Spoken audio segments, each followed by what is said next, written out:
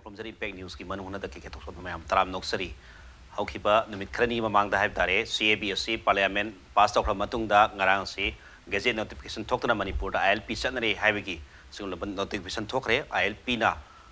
Constant Krabanina CABSC Manipur da di effect roi mandana solar roi with notice ki state sing the su tongan ba hana ILP chanara ba duga sex schedule chanara ba state kaya laikre adu mapu hojik si 6 schedule natraga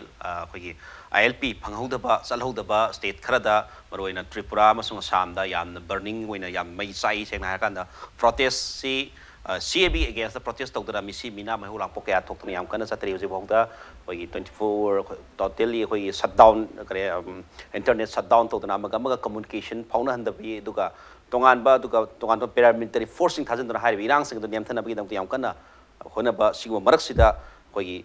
tasengna CABSC North East State ki damak ti sep oirabani haibi wafam bhawa Union Sports Minister Kiren Rijiju masamangna CABSC North East effect so halaroi with Indian government na non constitution na masi khoi mas mirai ba toroi dabani haibi wafam phongdoki ba duga khoi North East State punamak si CAB da dum ngak seli madada hana North East ki tongan CSO sing do North East ki mipung khri tanaba si khoi handaki government na tawki haibi wafam laklaga su Assam amasung Tripura dadi hojik si yam kanna CAB ge mayokta protest tori maraksida asima protesting asina tongan North ki state sing da su adum ba prevention da ki bodu dum laibra habdi wafam dani mad hai wafam den na bum pe news ke state election laibri sai ge thangna pambi bsi P Sonamani retired senior SP ni Sonamani bo ham tram noksari with Pradip Phanjoubam senior journalist Pradip Pasu tram noksari loina guest ngi mata election bi Dr. Arambam Noni Assistant Professor Department of Political Science DM College Dr. Noni bu sutram noksari hanme wafam ji senior journalist laksage marwaina uji hariba wafam si protest si dum sathari makhoi ji government of India duga parliament da duga Amit Shah na hagi wafam mayam leraga su masina prasa ki mayok nati North ki mayok nati North protect tono wafam se dum hairi duga Manipur ki matam amadadi Manipur yauna tongan state sing su dum masing mayok protest torom mani do Manipur ki dis ILP matam sang na digi tal do lakwa dimana ma government of India na khangbi badi pirakpa with Manipur miyang hona zaman government of Manipur hona zaman mayam jan ILP kumba ma rang si notification thokna sanare khudak de chanare haibu waham lauthokpani na Manipur de total yamna ingna leikre haibu tare adupu thangnare state sing Assam amasung Tripura dadi madi wafam ji leire du makhoi si sumaina protest tawbasina tongan ba CAB sidum sanaraga tongan ba angle lamaga lakada bi monga leibra aduga makoina yam maroina kiri basi karino aduga sida asang su NRC haibi waham le 20 lakhs people khato laikhrabani adai 7 kano ke su khoi thangnaba Nagaland phauda ILP chana 70,000 people si native nati haibi waham su leiri ILP hana sanara leiramba aduna sigum bagi state sing da thangnari be state sing su adugum bagi apprehension du leibani na kona ILP sana na Manipur gumba na tongan ba to state sing da su dum adu ba khare hena maisak phungbe abi khutong thib leibra haibo hamne kare habi ngi swai da yengan sa koi Manipur gi budi ILP pire khudak tri se be apply to ro hai ko hai daga koi pulap ki region se da kwai jaw bai da Assam da yam chaw na immigration problem kan le hum se da CB ya re immigrant me da ada kan to naturalized or citizen ola ni adu na koi Manipur su khare le me khala se koi Manipur Assam le find le te Bangladesh hai su bo le mo su Assam chalaga du citizen on thogam la mo hala pu ya adu si pra koi hai di aroi kai no koi se sagi inner line le gi permit am ya ga chang ban Nagaland sa hai Nagaland chang na le adi ge ati de hum sing su moi ILP legal le to ILP or chang ina chang kan sa koi legal citizen me am le jam le jare illegal or makambu su mo amu citizen ola sang pan su mo citizen ne koi na community to phum la ga do rin to budi asina si da ata phone le re adu le ka Assam da kiting hena problems lu hai tare moi jam da film si history de gi horaga select khaidokhi matam de horaga ba Assam history si amdina kanone British local matung is moi Bengal da merge to adna koi na Bengal Eastern Frontier regulation has ga Assam da even line do Bengal Eastern Frontier has ga no hai ga di Assam si British next to consider Bengal gi province the frontier province parama layer me consider going to get the Assam jam chocolate right consider election consider deva chocolate ready British system no kana vai dar mai hana ga home kingdom le jaram baduna wa mi jare local consider British system run to consider run to win mis late middle class am week or matam na later na moina encourage to consider British ga na mo system channel le pa education mo system education chang min na ko ambu de mi si encourage or lahan bane ba lan kan khoi nan le silet ni na silet bengali ra kan sa ko bengali la kan sa chang e si mai we wani lai se bengali se amana hindu bengali me chang e hindu bengali se like show he ba mai ye facility badro lok en mai ni ko kan sa kalta badro ki baina ada moi la ga asam thungare ada moi sina bureaucracy moi pura pai hena khoi gi low level bureaucracy khoi gi se has SU le hor matang me si moi na loina ma asami sing de adu ko pai to bin mi le ta mina moi na pula pai hi ba pai ga moi na han lo ra moi na power pai khale da am ka tang hai jo ge sida changai sida ani thong lai ba amada na peasantry map se peasantry lo u ja ba bu lai ra ba bu lam thira lak ba hai da ne moi sing muslim am o yusum slete so ro men sing sing map se chang ga moi di asam la kan sida moi di identity ga si am kana adi hena lu si livelihood am phang ni lu ni na asam la kan se khoi asami so census la kan asami khoi asami ni asami so am on khre conflict adna three way conflict in le bo khoi hindu mar so bengali hindu jar ga so asami hindu si ga kha thena re ar muslim jar ham de di khoi han chang ko na budi india politics la kan se overall politics la kan da hindu muslim la kan se si division khal lai ko la tge se muslim chang padu dum merge tok khre ba som da ar hindu bengali chang pusin mo dominant tok la ko mo da khoi ni hena hen mani hai mo da ko mo na asam si mo na pai ko ni bureaucracy mo pai ram jawa aruga na 1838 sida asani official language mo na kan on thwe ba bengali on thwe ba ono kan sida assamese ki middle class am weak ko ni protest song authority hera kan sida ba bengali na official language en le re adu bu adu mayam haina kan sida mayam inner kan sida sanjay baro hani reputagi sajal na ko ni reputagi hai kan sida sina assamese nationalism ki impetus is really re hai ba language so odo adai di mo na mo jo sagale had matan missionary ka mayam le ko missionary am su mo assamese language defend do to is ko mai to kita mo maramate isle mo ga one of the reasons di kan hai kan sida mo dharma sando kan sida chingi mayam se yoram nagaland naga hills se horga lushai de horga khasi to kan sida mo da assamese understand to ba bengali the official language on ka mo di makok de ho bi lak do adu gi reasons le jare adu dan tabi da queen thabak to ne le tam ham thok to le ne loina le ne nuksi jog jar ne assamese tasena assamese culture je pam jo kamu chaung ne adu miles bronson ga na ji kan power khoi gi school girl ne khatna assamese ma hero ni na ma mois ne kana assamese language movement da yam kana assam gi defend to le mi se la kan sida kon 1874 da mo assam si khaidore 1873 da in a line year na 1874 sa assam si bengali khaidore ga chief commissioner province mi line na kiting na ha chief commissioner ka da ore kan sida immediately mo su sai language ha ni mo na lag language assamese language revert to to kan sida loina mo di district mari am di bengali le jahle bilingual le le atai sina assamese on thore ba assam ga kan khagi bengali ga linguistic clash linguistic nationalism class yam kan jak ga le ma da hore au kan sida amana dominant class in lag pa ramana khagi ar khazu usitan lag bhai dare anand da dasgupta na EPW da series am e mi ta ma su seledi bengali ne ba almani ba series jawri apti usitana mo kar phok hoi samo hum sem ga si adu bhai dam mi la ga imung ga chang han da bi sai to da kha usit to hoi da kha yawn lag gan da aduna handi sum mungna lag pani na hazu so du gi hangover se le bi ne hazu gi bengali hen historian ga thir se da mai da partition lam da isna na hoi gi india ki politics da hanana hoi gi si Manung linguistic nationalism class le me bengali assamese or me na adigi gana to da isna partition lam da isna na overall india da di own greba hindu muslim na kan sida assam su adi mami tan tarak tra khalaga assam su tarak to one to is boba adha koi da Radcliffe ki boundary ye partition ki taraf da Radcliffe line ye kan india pakistan khaido kan sida koi da ada kan sida slesi gana da bengal ki history like bengal partition to we cousin matunda 905 partition to kan sida gana si assam si east bengal merge or me adege mu ma'am some protesters down there adege mu 1912 to mu partition to revoked to na revoked to kan assam si province mu la kan silesi assam de yaure ba assam tongan oi jarga so tasena assam ki history la ko matam di moi siam na dynamic thagi ai kasmet ek pa haji silesi yauro ga di majority si kan hindu no oi ba ar silet mathan oi ga di muslim mix oi ba ar silesi si hana di assam de yaure bengal yaure ham de gi partition to do khang na Radcliffe line hore kan sari assam yauri ge moina kan to horo ne takcha bje ada gopnath borlo he na yaroi ada hai kan nehru na ga remark to kan se moi su independent sasan baro like de or moi si independent oi jara ka hai kan sida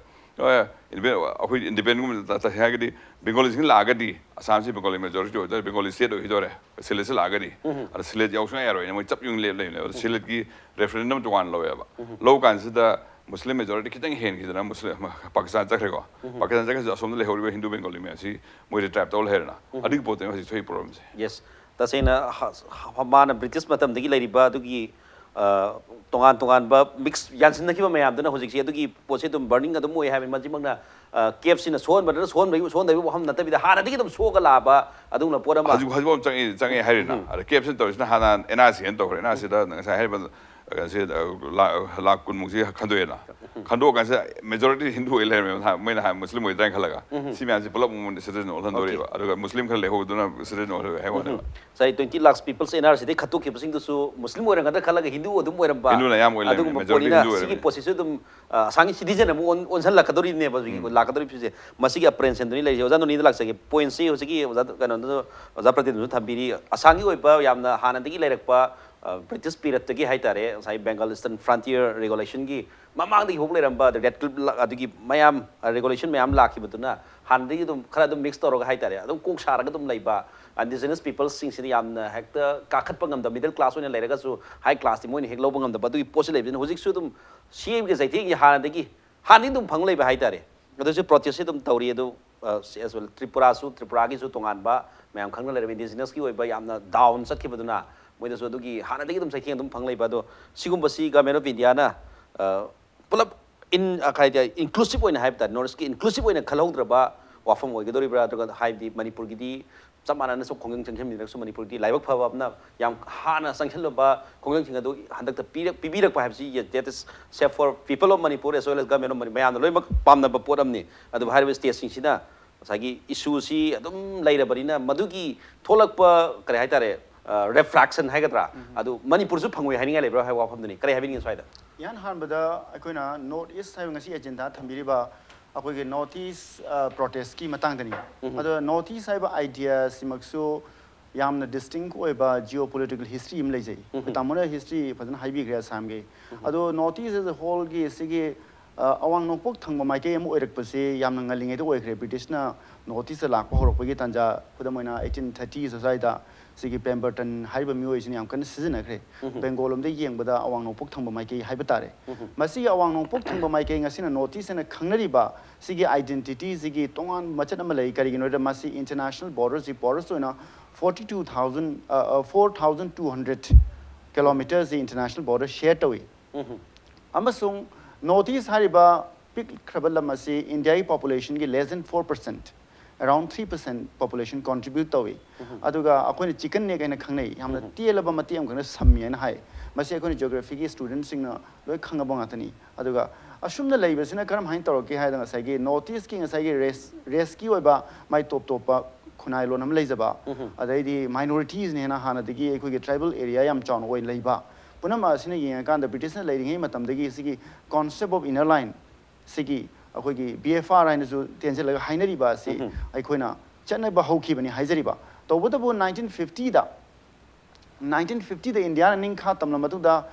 inner line permit sina manung de changba yaroi do mi sing the British subjects haram bazi Indian subjects hari Indian citizen own ki hari ba masi 1950 da ngasi faw basi sigi inner line system je state kharada natrana ngasi aikoina hainari ba kef ki law semapod ahan badai koi Manipur yarom de ahan bada Meghalaya ne kanone Mizoram ne Nagaland ne di kopi gani atai di yauroi haibani haiba adu laibu wafum di karigi da maktono notice si yam khangudana hojik si banglawna mai chakhlai base hairagadi hauji akoina sum uzabada Meghalaya da hoji protest kan tawena hoji ngaki mangda uba phangi social media da adedi Assam da keken habi bu maina yam kan protest tawre mi siba amasu yaure na koi pau tare internet ban tawre adu masida khoina lakchining base notice geopolitical realities yam kuire tamona habi bu maina masing sing rang wan te adu khara chahi khara taram ki mamang da su adivasi questions ya sam da mu thoki haibadi mapandagi tea garden na porakhi ba laborer mayam sige indigenous population khana ba mayam chong thoki haijari ba adana notice ethnic ki politics ki yam chawba theater mu on ki ba haibatare kari gino hairagadi hana leramba population zi minority tarakpa ado aikoi 2011 ke census report am khudung panjani Assam gam relena kari gidamada Assam na su am ki re bano haibase 2011 ke census ki matungina Assamese loan ngangba si 48% da handagre aduga Bengali Hindi ngangba Assamese haibatare makhoi population je 30% plus oire haizabadi 2011 ge census da sumaina growth se lakhrabani na khoi ki 2021 ge census da di kharamu hengalaga di chamana 50% gumbagi chang the population se lakhado ba haibadi Bengali speaking Hindi speaking population ji am wangkhale haizabani adu aragadi Assamese populations in Assamese indigenous in kiri basing asai gi makhoi gi own homeland makhoi na minority ore haibadi linguistic problem amasu oi bisna adum akoi moina adum tai adum asai panbi ki badum aina Tripura gi matang da su already akoi toin haina ba Tripura gi su huji yam kani iho si lai kari gi no hade cape sina Tripura su protect tawni haide only 6 schedule lai si makhoi tribal area machet khara dani asumna tawdana notice si tasengna Hauzik Manipur kitang ingba mali su amoram de aina khanjabada emsu gi ngasi thokpa cherol singda makhoi gi activist pha gi basing do thadok tragadi iho cancel lagani haiba wafam malai ne sogi makha to organization ngai de di KFC in toto di yang di haibasi hauzik shudum hairi bani na aina khanjabada akhoi gi Manipur su irang si khara makhai di kan khalak pasu yai haibagi aki bamadi lei brain ai khanje kaino da akoina phangiba report sing si matungina aduga notice ki question se kari gi damak tamuk Assam, Tripura, Meghalaya, natana atopa states in Karino, Hari Basi Habisi, Yam Yiningai, Kudamana, Assam, Ganogi, Mizoram, Chief Minister Masam, Haibiki Badani, were on the verge of suicide. Aduga, Hausi Sikkim, there is a protest like Masakna about football player by Chung Butiana, Masi Citizenship Amendment Bill, Si Egase, Masiam, unfortunate way, and Amana can mobilize Toki. Aduga, Sikkim gi Article 371 F na people protection haibadi Sikkim gi matang da any agreement tonaba treaty sign tonaba natrangna lam gi law semba se Sikkim gi assembly gi ayaba yaudana to we yaroi haiba adugumba Article 371 F na piba adugumba power asi dilute tawani haibaje makhoi gi Sikkim dagi laiba politics hai iho sina so muksu kanna haijari hariba atopa amadana Mizoram gi khoina toina hainariba 371 G na koliba civil ne customary ne criminal ne sigi rights se makhoi de piri bani hariba masigi sugumba law semjaba ngambagi Mizoram gi state ki adugumba autonomy se su citizenship amendment bill lakragadi exi na makhoi da su chana hala kandadi masi protection pi da bani na makhoi gi bru gi question laiba somda Arunachal na chakma question laiba punama asina pula kaidorani aikoi notice ye sumba lemhori balam khudamana Manipur gi ILP yaur khre haibasida Assamese kanguna su Manipur gi yaur khoi khare yauti haibagi dynamics amasu leram bi ani khali tawbuda makhoina hoju ji haibasidi yam kana haibasi cape in totality ji NRC haidan makhoina wana nationally 1951 da hairaga practically 24 March 1971 haiba se masi su meaningful oidre masi lairubagi thoidona kanadre karigino hairagadi isham samna hairabada 2018 phawda changpa foreigners singji legal immigrant oigadore heba karigino hairde akoi hana hairam basi citizenship amendment bill lakpa taragadi chai taruk phawgi manung mamang dal awba sing do haibane ba hawjiti at least 5 years and handagreba adu aragadi hawjiksi 31st December 2014 gi mota 2015 haiba yarani karigino hiring asai lamjit matang tension le haijariba asumna tawdana NRC gi Assam court si violate towi haiba gi at sentiment do yam kanna leibra khale tension lak badaro bada in poem da hapsening base makhoina sauri ji Assam court ki principles sigi consent sigi yana base kaire haina makhoina kan argument towi atopa madana Manipur gi su asai gi emsu gi cherol singa khoni yengwa matamda akoi gi 1980 gi agreement MSU and Amskok Amasung Government of Manipur Amasung 1994 ge agreement sing ase hariba kainosina violate towi capsina violate towi khangbide lastly akoi ge people's bill 2018 gi wafum malai ki basisu masi year base ki wafum jina loina violate towi ni yam kanna akoi Manipur su charang na basi khradi ubra phangbra na khanje okay sarang na basu khoi laktab su isu mayam je public si ware amarom de tasena ware but akhoi sigi april tong lakado mayam sisu ILP which akhoi Chief Minister masama so dum haigre NRC ma akhoi chanana yam tuna parliament mi fam date 13 hayeng si loigadori bini parliament si loraga NRC ki wafam so koi pukhana bukhanari haiba wafam masama na dum haigre which marak sida khoi oja doni na haibiri si NRC si kada gitre haibani kada ba moina adu wara to ba NRC tu kep lakwadagi madu kangjai bjang ta gre madu kana karim ta kana ba phangidre Satu karena si ipang pangoroi dore have dugi aki baduni people of Assam da lesi with Tripura ge suhana gi problem mayam lai ba moi 6 schedule area kar khak datana atai di cover tongom da ba si bisna dum namsal laga hum ga pugi do pimong lai bidina ki baduni adu tonga to ba sidana tana ya boleh mesti no idoro ne loi ondoro ba kan de hewan ne se Hindu ga affiliate to ba khunai sing da di le roeba yes only Muslim sing Yahuda ba se ba khod di illegal haiba concept se lai khibe hujik se adu matung da di atopa community da yang kham illegal haiba India na se loi oidara bi 20 lakhs people lai ga do mandre kara ya ya mo do ya 90% di ya man sai ozan sai Muslim si yamna yauram dre haira bani na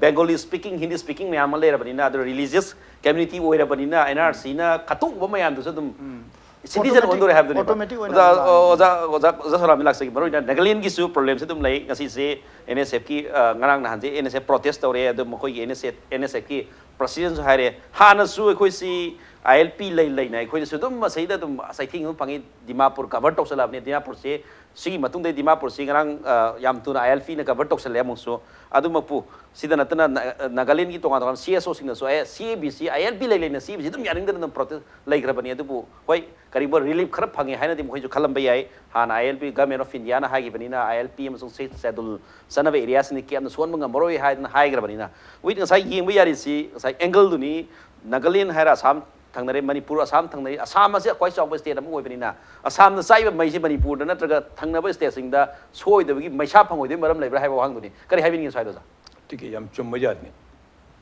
Manipur खुश हम लाइबक थी बने ngase Assam da mai hori ba se Manipur da mai ho bu chap mana ujat na akoi ni depend tori ba se immediate neighboring states Assam se ni sole depend then akoi oi di ba se no matang Assam de ki any akoi petroleum liquid te di chingba khot pa chana thakpa puna muk se no matang khudong thi tra lakta ba tan jata Manipur se completely akoi se koi yam khudong thi ba phim akoi tawdri se government of India su jana chatpa Assam su jana chatpa Assam se yamna laibak thiba state laibak thiba state se keno haida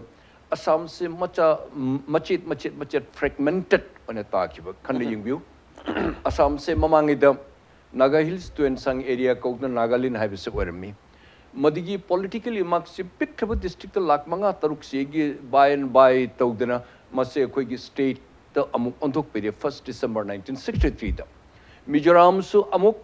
Mangodi amu Assam di amu khaidokre Meghalaya su Khasia Gentia Hill and mamang da korami district amu erami adu so mu Assam di amu khaidokre state on kre state on kre Northeast Frontier Agency Nagaland gi su tangkhaya mu Sonda Arunachal Pradesh su amu chakre Assam di bo khajikarak shok poi shok to bai taune yana dum lei kre madu tanatna amu ko Boroland su amu more or less koi gi separate state ke manana dumle autonomy pidal lai autonomy se state within state ne haba adar moi haji statehood amuk tali loina Assam ge manung desu Assam se ai koi gi hum thokna khaidok chege upper Assam se Dibrugarh Tinsukia Jorhat Golaghat Dhemaji koi Sorai Deu district Tezpur Tuspur chingba puna muse loina koi upper Assam da tai Lower Assam sina amuk Gauhati belt area Brahmaputra belt area sima amuk pura tar sina Borpeta koi ya ada koi ka loni chingna Golpara ka loni chingna khota mung legira Madio Barak Bili to mu Hyderabad Tanjatana Bengali dominated area oiba other Bengali dominated areas in Assamese loans koi chat loy 1961 the Bengali Assam government sina Assam the only one language chatka the me hide in a mon order thokiba 1961 the masi railway station the mo huge massive agitation ma to here mi tara ma to is like thini si here Assam government amuk to she had to roll back amuk mu Assamese se chatta da Bengali na amuk chak nahi tore ngasi upper Assam ga lower Assam ga da ngasi mai chak na hori ngasi Barak Valley da Karimganj district Hailakandi districts the Kasar district da pin drop silent maramdi mohidi mapandagi lakumi singdo mostly Hindu populated area or Bangladeshi punamak lapu se lon na mana banina Bangladesh ka khigi kanoga khoi Karimganj ka Hailakandi ka Kasar taina banina more or less lak banina khigi language ki affinity amma nakshan abai machin manau leibadona moina mutore other Assam sam leibak thi oiria other Assam the CB moina an hajik tawri base aida amorom da support tawi maramdi Assam sina CAB se chattadana thingmangam grabadi Manipur da haijalaka da basaruk ase khara handarakani maramdi Assam is a huge pak chawgraba area ne borders se khoi ga moi ga Nagaland ga khoi thangna thangna na lebe se yam thoi jane moi da bu Assam da bu changraba Manipur is soidana mu change mandu jiri ghati jiri ba mahai se minute amage thong ama lal ga loire manamaduna CAB se Assam da masi implementation se masi tawdana ba hai bese morally ay taraf te is support tawi adu ILP Manipur da ILP phangu se kashe tholo po khoi harobam thokte matam mamada 1947 da ko ye ningthujam gi binoy ko lekhidaba communist ki leader amaga ko hijam era about communist ki leader anina lejeram permit to bhausu akoi FF akoi Pearson amade Maharaj Kumar ko privarta khoina chi moi ge council of ministers mo lening tanjada moi ani na lokthok pi oksi permit lokthok pi hoidana ahan ani sina tawda lokthok pi dagi amu government of akoi gi governor Assam se mana Manipur samai makhar su lerame bodichandra Maharashtra nampu do tawna thada ada tha ki bida de man mu yadana le no badma su nakpani na masi gi permit system se lebana phai yong ka mi no wakal leram gram akoi mi na lokthok khai dana adu lokthok ki ba adu mu hanje lakpai watan anyway ILP lakpane khar di shape oigani present government se shanti ma phangi harawi adu tamakta Nagaland ge questions jo me 1873 की Eastern Bengal Frontier Act की Section 2 दा मसी Eastern Bengal Frontier Act सिगी मसी rule से मिजोरम नागालैंड की अरुणाचल प्रदेश चलियो अदुक जमने साथी के मफम सिगा मपान की मी से उबदा कितन तंग तंग ने जेंगबा कोटपा तोबो कोटपा से हाई ना पुलिस मैम गेट लेना दी माई खुन सिगे लो इन भिली सेटमेंट सिंचन हेड काउंटिंग तौरगा थमना खोतना तौना भाव अदोन ngasai panbi ki 70,000 hai se if not 70,000 at more than 1 lakh gumale ngani hai masi lai se kana to particularly a community Muslim community ai Muslim community in whole blame to bunate Nagaland aga mohina akoi gi Nagaland gi business puna Muslim na loine paisan gare Kohima town da or Dimapur town da Friday numit punga matabada 51% Kohima the dukan se low anything ye aduna takudi who dominates there who runs the business and who manages that business capital se Dimapur dana 60 to 70% dukan punamak se low anything ba on a Friday pungama da low in madu khangi population se kam lei leti haidra adu moi gi the okay Asip road ka hina thon na kotna ja tawdul kotna tawi maram di a particular community sina lagam lamdigi nupi lokshan ba lamdigi nupi lokshan laga madigi mohne business torpa hoba macha masu singchina amuk muslim se amuk magi islam dharma da amuk ondhorak pa adinga sai nupi di lawru banana nupi di mama pa sinaga gi yam phaju bam leiya ai gi sha lawru badi hongba chawba amani anyone lograba su ai gi sha gi maki nupani adigi maki family ni moi be protection hai bise moi di am phaju bam leiya adumai to budi to sige Assam government hai no wahi am loe lahe na tapna hai bido asu hoga lahe na towring da ngasi Nagaland da masi gi akoi gi foreigners or akoi unauthorized person ge influx se angak pade hengalakpa now the question is sincerity of the agency police agency or akoi inland permit check tawdra agency moi gi sincerity sibau se jamna wali haba yes Dimapur the karmai tawge vai ni sum ujarak pada taxi wala drivers in matam mamata maiti sujaromi nagadi khara mani di thoe mapan mi sujaromi hajikti 70 to 80% se a particular community Muslim community Karimganj ke lakpa haila kandiri lakpa pathar kandiri lakpa Badirpur digi lakpa Nilam bazar digi lakpa puna maksina loina lakta Dimapur ka Kohima taxis se mohine leire adu ta natana kemuk jamna mohina ngambage haida mohida false printed akoi inland permit ki pass ki pass ma mohidi yauri haba ase printed tawraga phamgadir nupa se Bihar digi lao adigi ama Bengal digi lao nang naming si akoi Muhammad akoi Aziz Sayu ko Muhammad Aziz Sayu ko nang Muhammad Aziz Sayu ko mo tuition tawriba akoi taxi do adi to nang lupa chamai ngo de pi gidamni nang lalan gadormi haidana tawdana khotna asmai tuition tawtongna no madi mi chama chani sum hengaleba manmaduna Manipur akoi yam section bagi yam darkar lady akoi inland permit se piri hena akoi tumin na ko harauna leibam thokti hoi thang pai ri chalu se hai bana te inner line permit se masi amarom da Manipur da akoi hanjalakpa or pirakpa thanks to the government of India belatedly yamna thingritra adubo there is a clause anything na ba there is a rise of reasonable apprehension hai wahi amali ai taraf tigi government of India na framework agreement gi matang da hill salary ba framework agreement sing sigi territorial council or so and so council adu ada hain to bada Manipur government the Manipur prajaga bargain nama lakhini ye let us be prepared to face the eventuality hai wise in nagai thamje yam pasai oza kanona experience laina experience Nagaland gi experience mayam su tambiri do maroina hojik si Nagaland aduga every state kudimakta CAB C gi mamang gi haitare hojik chanad gi mamang gi aki base dum lairabani CAB lakanda hena kibda sutum poi bani ILP lai lai na kiri hai bising maram siam saw lai bam thoi matang yam te tak prem sugi break patung thai khoi yam thunjar ke pek ni sumi ta don lai biu break ki matung da mo khana taram nok siri nai ne jari si protest in Northeast India against CAF CAB sanara ba matung da sigi khoi gi CAB gi mayok ta protest to ba which sigi tongan ba masigi sandora ka do ba tungi future hai ta khara adum nei na bani with oja Pradip talak sage point se with masai habi Manipur people na so dum khangani sincerity of agency haiba question nama lai khrabani na agency sigi yama soba mathau am su lakani masi CAB natraga CAB lae ILP chandra har ga so masi lem lai thok pasu ya yaroi zeri ga ta lai ba police ma pangang khang mathau tai adu with border area da lai ba adu budi kankhana bagi yam kana budi CM da honorable CM na yam kana honari adu bu sincerity of the agency haiba question se lakpa se da hojik si makha da satpa Imphal to Guwahati, Imphal to Dimapur, the Makada, Satpa, by water Satpa, passengers in the Kangangani, ILP Wang Sisoin Tarangani, Nagaland Police, Nagari Kuzuma Sek Posta, Sangrakanta, Zana Habi Basai, Silama Puraga, Tolopa, my Mamisika, Wishiko had enough Peshaka, Tauraga,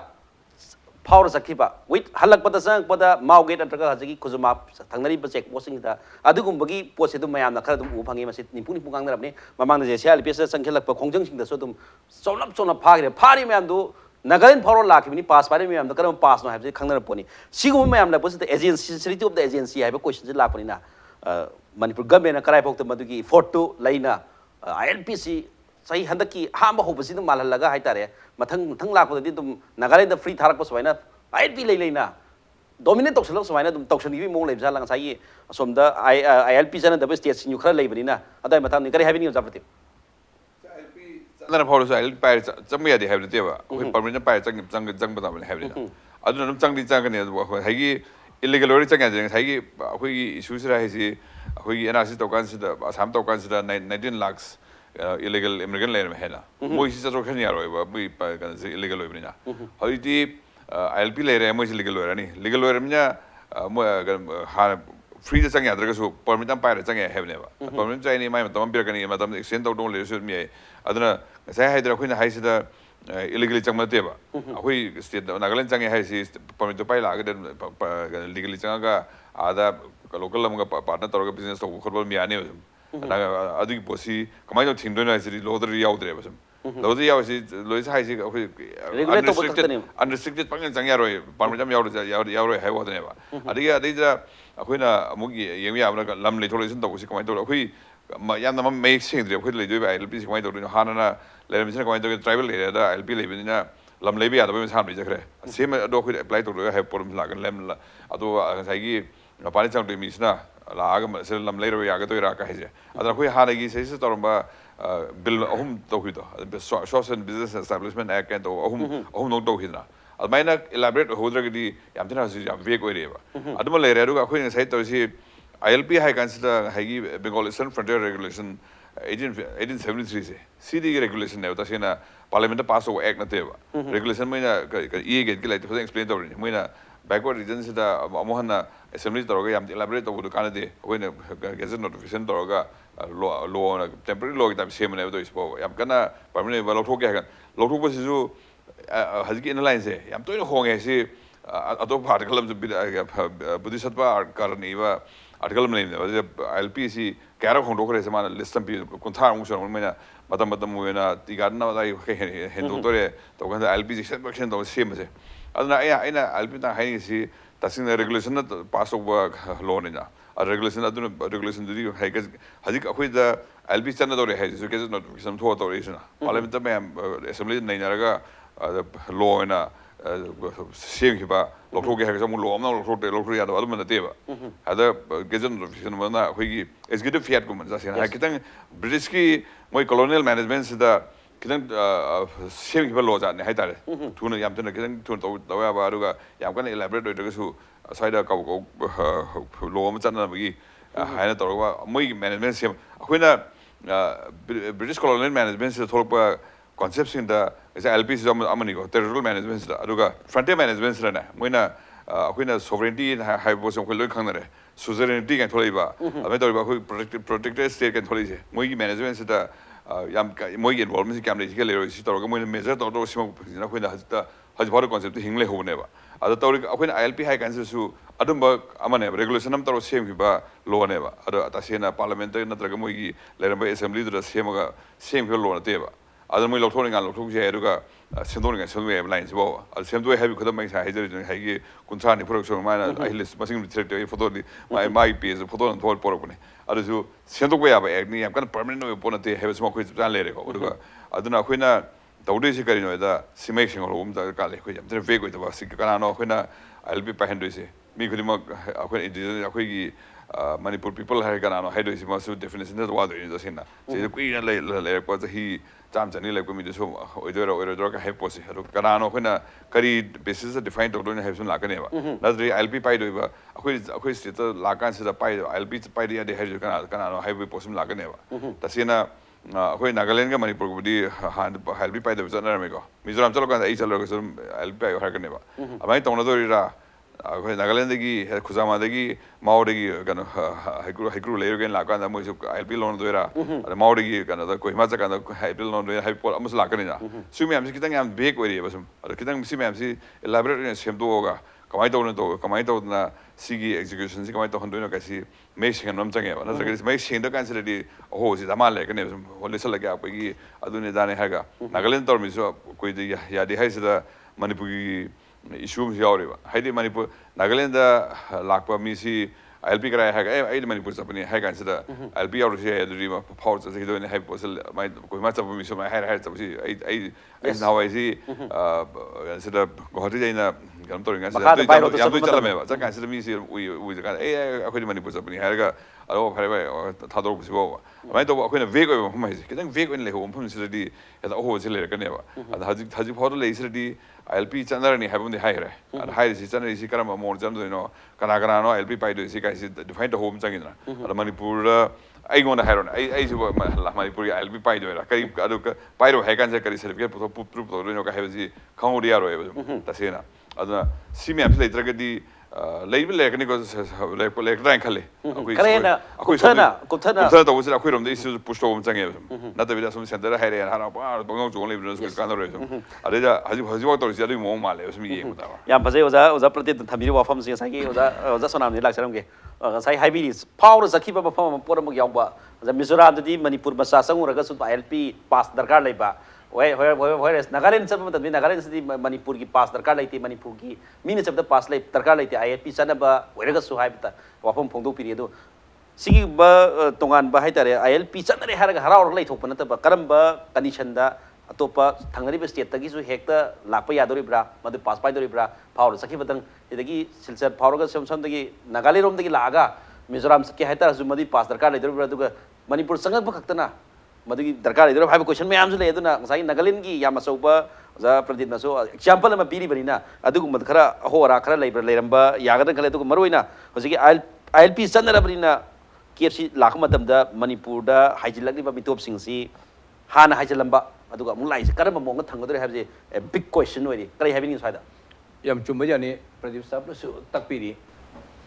अखोई issue से ILP से हजिबो करीनो कर्म मौंगदा like Mizoram like Nagaland like Arunachal Pradesh तौरीबा मौंग सिग अखोई चप मानना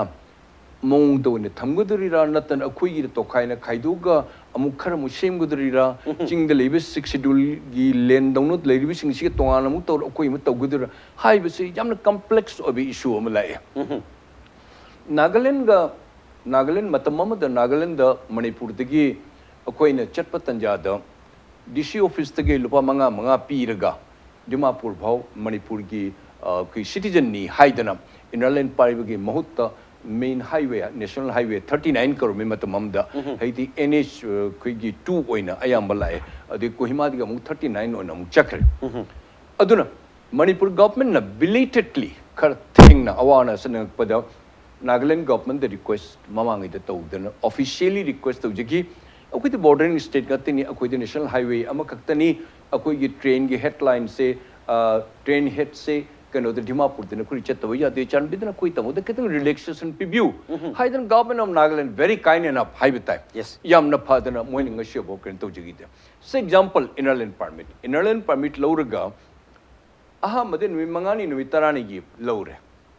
lawre ma business macha ma tawre or labor ki thabak tawre or manual labor oire or any thabak ma tawdna khotna tawre tha ma sangdok pa yari tha ma di tha hum jari then comes to 1 year then comes to 2 year 50-60 years for yo labor dunga shibo sum ure ina ngang une sum ujabada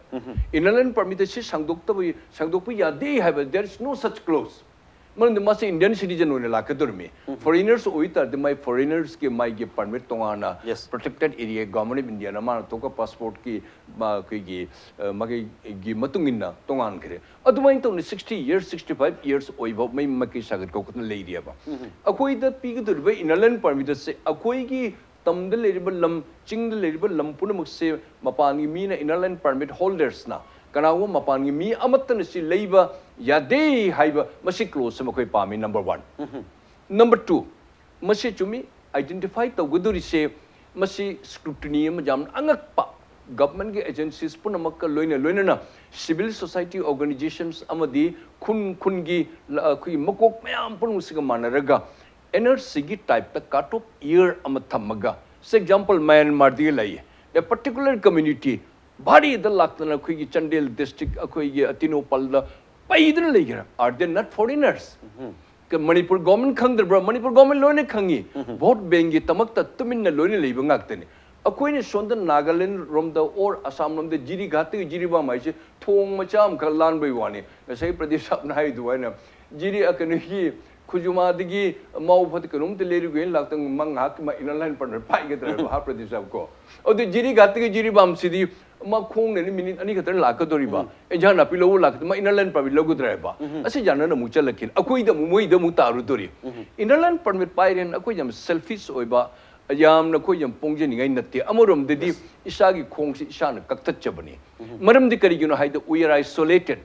migi ming the inland permit area mafam de lebe mi sing se o moi se to patongan mi ni na moi se kun chapodi am nei ne khotle haibe se akoi isam akoi feeling lei ki ba matang amada adu ngasi amu chapcha na koi na mu tawguduri min noi area de non inland permit hai noi delhi da agar आप दिल्ली में आओ तो फिर आप जमीन खरीदते हैं अब आप पंजाब में आओ जमीन खरीदना हम देते हैं सब कुछ देते हैं आपके एरिया में हमें आने तक नहीं देते हाई विद कड़ी नो रिप्लाई तो दिस एनीवे अदुब गवर्नमेंट पॉलिसी नि अकोई मणिपुर से हिंगमत तारबदे देयर आर ओनली 2 क्लोज अकोई लम से शेड्यूल एरिया द चनबीबा शेड्यूल द चनबीबा लम सिग मपान गी मीना अखोई लम से लेब या दबा मसी प्रोविजन मा वेरी क्रिस्टल क्लियर ओइना थंबीबगी जामने दरकार लेई मदिगी कट ऑफ इयर्स से गवर्नमेंट से 1951 दगी हौगनी न ता दन तोई हौगनी न चे में इगिबगा हेक हौगुटपगा हाइबि सियाम खेनेई ने को अदुना government should be more proactive government न मसे फजन कन्न इंटरेस्ट लेना इनिशिएटिव लौदना मोर प्रोएक्टिवली तौदब तारबदी अकोई 51 ने तौगुनी हाइसे कांग्रेस गवर्नमेंट से चही 30 40 50 इयर्स पार्लियामेंट कइदौ गरगे मणिपुर से मोइना या म जोंधोम गतनी अदुन ngasi jiribam area da jiri area se more than 60-70% population je loina mapan dagi loina lakpa ngaktani se congress government khangdabra adale bi mla mayam punmu loina manipur ding ngaktani loina moi matam ne loi lami se haje asabuddin leiri ma samu sonapur dagi ni ma bose kar ma country de lai no do se khangdri achi ni tawri aduna masiga government agencies should be more proactive but the government should time to time district commissioner or deputy commissioner or police agencies मैं अम्पुन सिजाम ने section में दरकार ले रही मदीगी अमन नकुई की प्रजा में हमने civil society organization society अदुगा corporate तो corporate मकोई याउदर सुंगम दी से example मेघालय दले Meghalaya government se karimta moy tawdeshi matang moine rather Meghalaya gi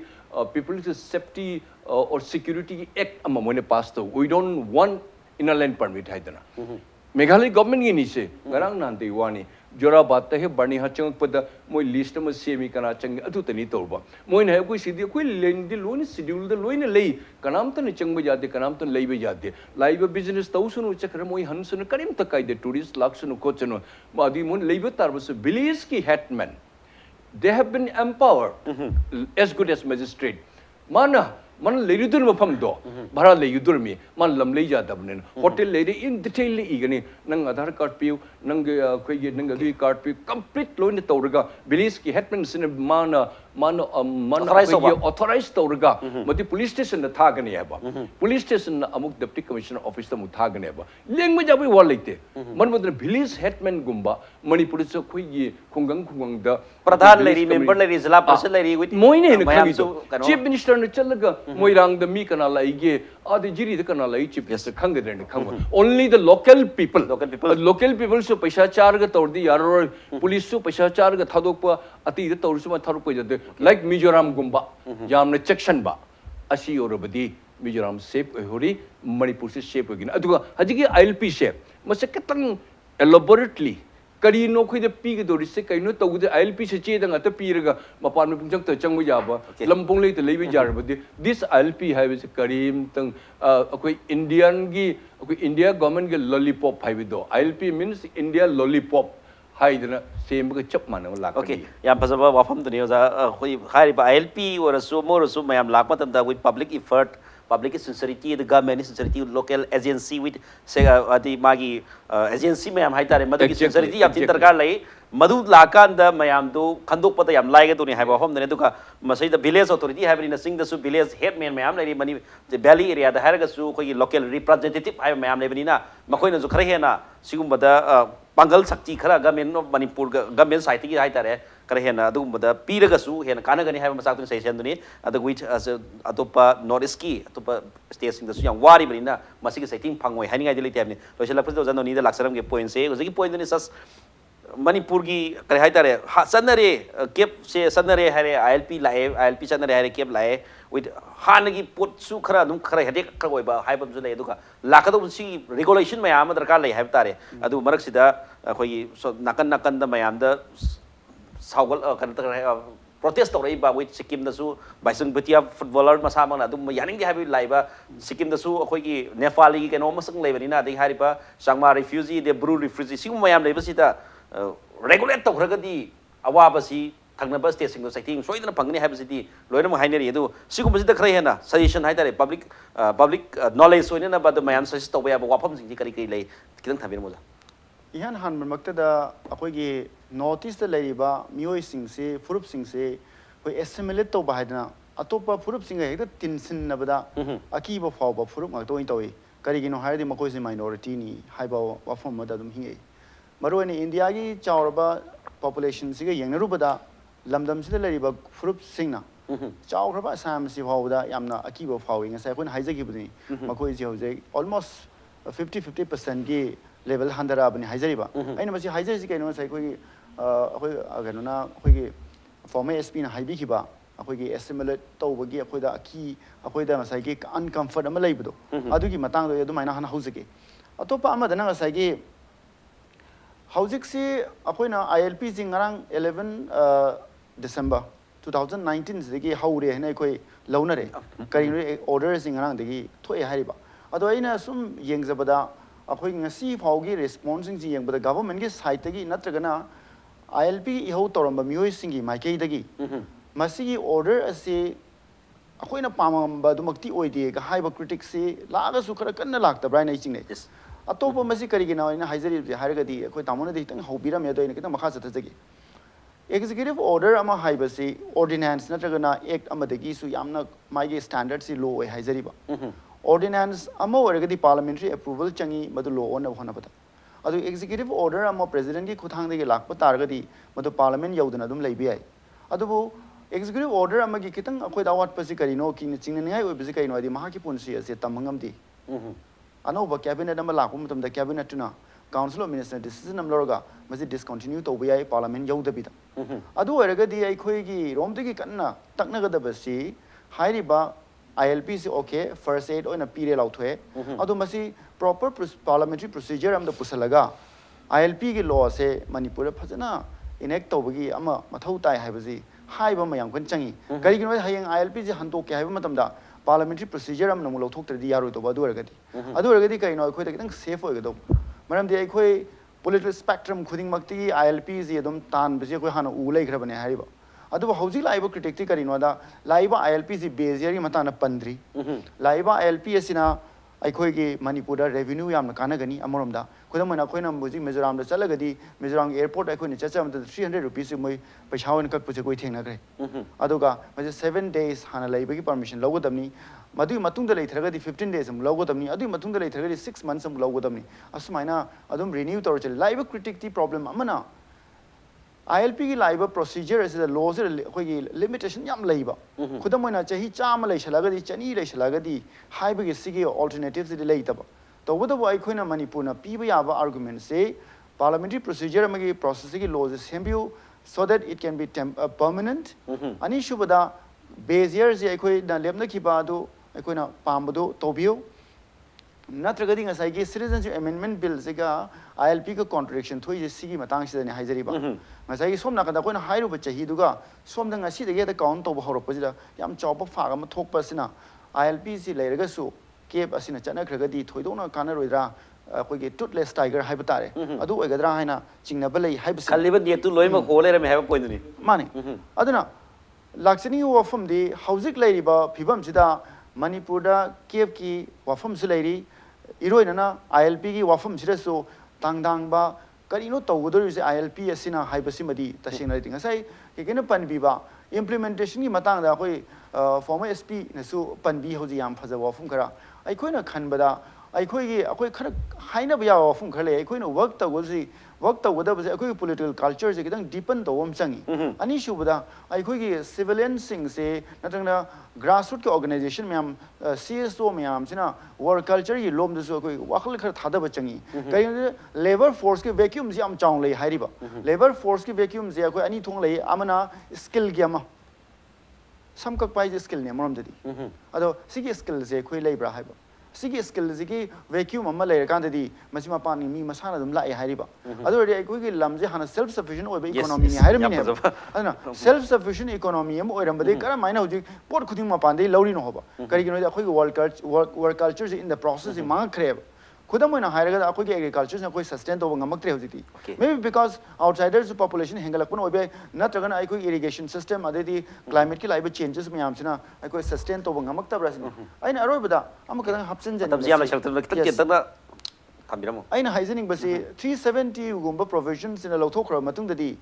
notice tasu hoji sikkim de kan argument pirak basi 370 lothokramina akhoi ki 371 fc su chat ki daina ko yam ki haiba sineba adu already tensilak budaina thamjaning base the people of northeast makoi assimilate to yansinaba ki ba phurwa mani haibase aidi basi yam chungbaran khali atopa madana makoi protective mechanism amagi khothang da makoi masagi identity culture economy ngakso pami haibase government of india na खंबीगनी हाइबसे आई थमजे yes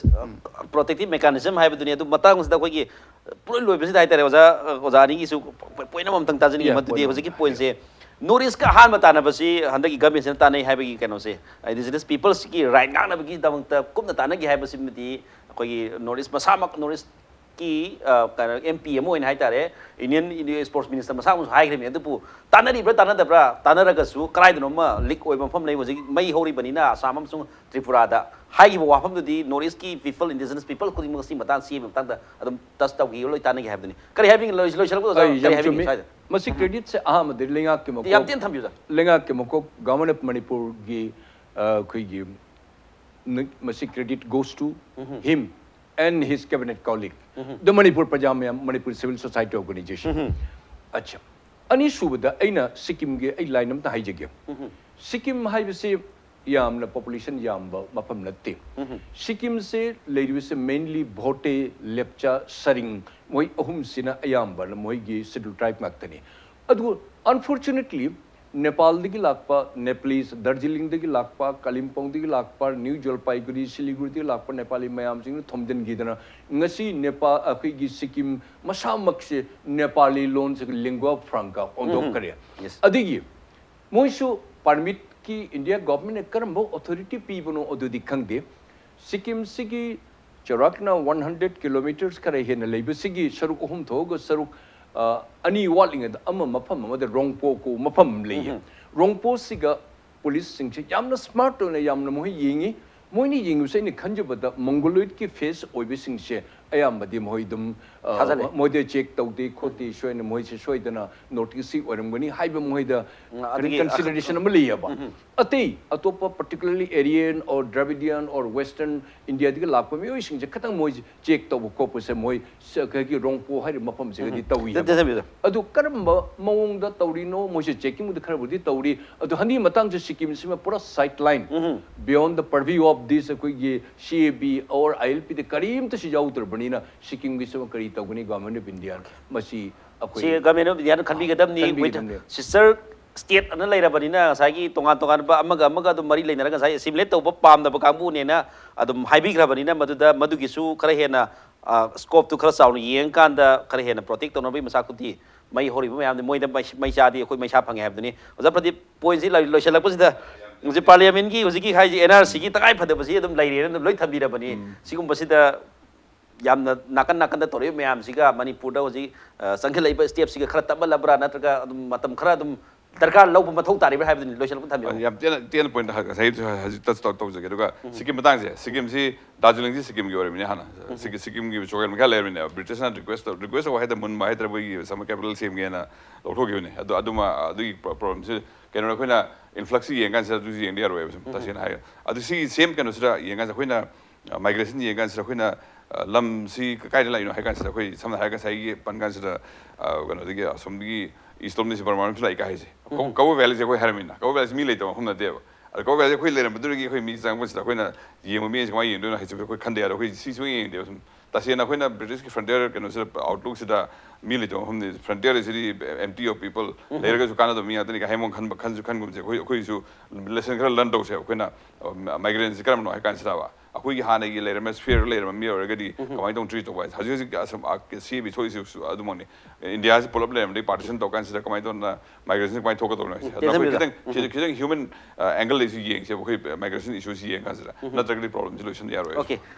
Problem see human belu, Mayam seeing Yamni to Tongatonba, Hoki, Pedal CPC, vacuum Tangum, Javni, Mayam, the work culture, Sukaran, ILP Hena, Magul Lagadopa, Mayam, Sima, vacuum Lagati. Agriculture put the word and every fill the vacuum later the Madu ILP in a protect only and Honda Madu Matanda automatic them Hajalakado Poleverina Masiku Bamayama Prazagi 4 people efforts to Okay, Gonal said of like say Sleti by me and Yangansrava. A quick get program Lam Samutan from the get Kanabagi, my Eva. At tiny boundary of his boundary Mandeva. And a quick handler, and spheres, Jerome Camus, and a quick Satokan to consider who means my daughter has to kind of way. Okay, Yapase, Poinsi Tongan by Siki. Protest to Kolakpa, Cave Bayokta, Norris, India, the Haida Maro in Samsung Tripura, Sikkim, the Samana, protest or Opposina, Tonganba, Hadi, CAB, Natraga, ILP, Natraga, 6 year Liberia, the Su, Mati Mesado, Panglo, Hanning Identity, Marxida, Gamen, Manipur, Gamen of India, with people of native peoples in the Zoom, Matuki, sincerity, the security agency, sincerity, Mayamzina, ILP here, and Naxian, Bangam, we soon have opened the guest homework, was a Pradip Phanjoubam with Sonamani, was a Dr. Arambam Noni. Kesa huma punga sing Manung nagi makai kita kasari loina nasi orang di Manung nagi tarom se matang se tension jadi me apun poro ipun kurum jadi.